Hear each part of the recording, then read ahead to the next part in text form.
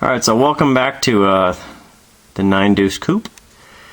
So it's day 2 of the teardown. As you can see, I've got the dash out. So looking more at the wiring, I think everything's there with a few additions that probably need to be taken back out. Dash came out pretty easy. The steering wheel itself came off. I was able to find my steering wheel puller and pulled the steering wheel off, and then the dash, of course, you go along the top, go down the sides, and then along the bottom and on the other side. Just looking for all the screws. I did take out the speakers, took out all the HVAC ductwork and that with it. That way, when it comes out, I'm going to take it all apart and wash it out because it probably has 23 years of dirt in it. So nothing major, nothing too scary, I guess I should say I found. Looking over here at the door itself, I did take the popper out, which is kind of over here. Took that out there, and then I took this mirror off to try and get out the two-way, I guess the pop button, the switch they put in.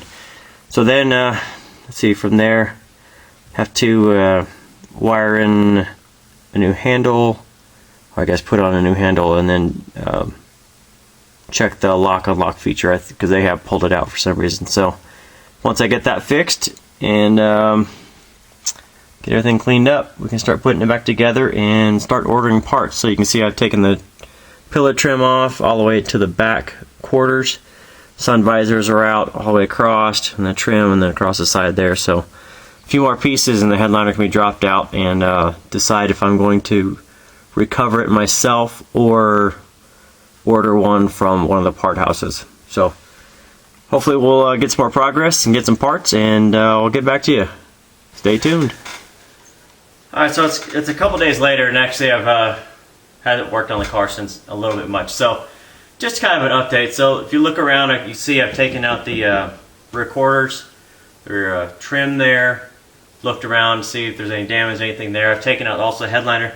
So if you are taking your headliner out of your car, you notice that they have kind of these, I don't know, taped up foam pieces here that once you take the headliner out, typically it falls apart, and it's after a while it crumbles and becomes useless. So I'm going to replace that with a few sheets of the boom mat. Now I have some of this left over from the 240SX project. I still have 10 sheets of this left coming from the trunk of the 240 that I never got to. So I'm going to take this and I'm going to throw it up. I'm going to throw 3 pieces of this. I'm going to throw a piece and a half wide across both sections of the roof, so you'll get away from this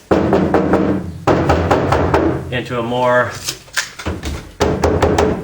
hopefully a less noisy. I don't know, we're going to find out. So I'm going to throw 3 pieces of this up, and I may go back to some more of the shoddy under the headliner. So just a quick update. I'll throw this up, and then we'll see what difference it makes.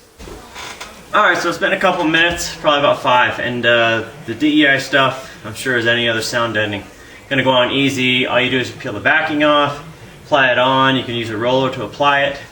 I typically use my hands or throw some gloves on. You can even use the paper it comes on. It's kind of got a waxy surface, help it not stick to the paper. Just use that and kind of push it on there and get it to adhere. So away from the tinny sound, I guess you'd say, back to this. So be a lot better for cruising. You won't get such a resonating vibration in there. And then I'm going to add, I'll add a little bit more once I get the seats figured out and get this brace here welded. And that I'll probably add a few more pieces of that and use it up, get it out of the shop. This is what I've kind of had it for. So I'll get that put in, and let's see what I can get into next. Alright, so I'm down to the last few things of what I'm going to do to consider the tear down on the car before I start building it up, before I start working on the floor and reconstructing it and putting the stud back in, doing the battery box and everything else. I'm just going to finish up taking out the tint. Now I've obviously put in the DEI stuff on the roof, and then the tint you can kind of see, now you can see my hand through the quarter window there. I don't have tint on it, I've taken off both, and I'm going to finish up on the rear window itself. So just to take off tint, I'm sure there's a lot of ways and people would recommend. I've just been using a heat gun and a simple straight edge razor blade just to heat up the film, kind of scrape it off, get it to peel a little bit, and then you just go back and forth and get it off. So that's the last piece I'm going to do, and then I'm going to start putting the car back together. Alright, so you can see I'm about halfway done with the rear window there. So the heat gun will take off the purple tint, I guess you'd say, the stuff that's kind of ruined. Once that comes off, it looks like there's a layer of adhesive, maybe a second layer of tint on there, I'm not sure. And then the razor blade actually just scrape off the adhesive. Now there's probably an easier way to do this, and I did exactly zero research on this. So I am just going to use the old engineer standby that if it doesn't work, put some heat to it. So just heat it up and pull off the tint itself, and then use a razor blade to scrape it off, and then the last little bits, I'm just using some goof off to get off any residual adhesive, and then I'm calling it good. So the quarter windows came out pretty nice. You can see they're all done. Now the rear window. Okay, that's it. You can see the rear window is completely devoid of tint, and now it's time to start working on the trunk, getting this all situated, getting it cleaned up, getting the battery in place, make sure the cables run, and then I need to fix the seat and start cleaning the interior, start putting it back together. We'll see you next time.